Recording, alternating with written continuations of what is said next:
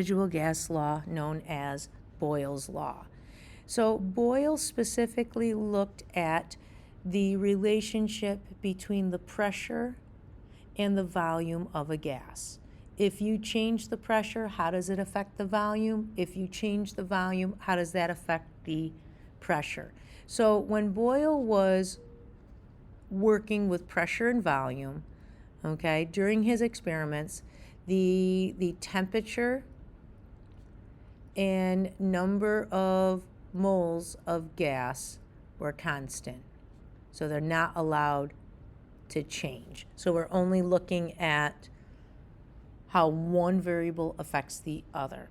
And this is what he found. He said as the pressure on the gas increases, so more pressure, the volume of the gas decreases. It has to occupy less space. So as you can see here, low pressure, big volume. Apply pressure, and you're forcing the gas to occupy less space. So as one variable increases, the other variable will decrease. This is known as an inverse relationship. And so when you graph raw inverse data, it will not be a straight linear line. It will look something similar to this. It has that curve. Now looking at a couple of questions here. So what happens when you squeeze a balloon? So when you are squeezing it, that means that is representing a, you are affecting the pressure.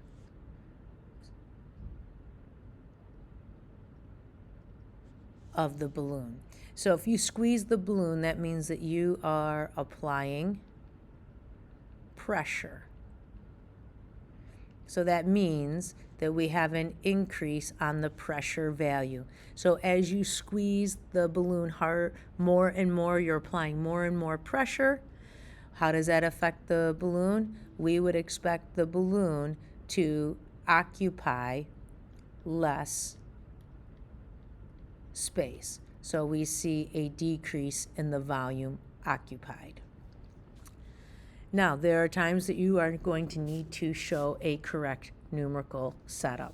And I have a little typo here, so let's change this. So it should say 760 torr, not ATM.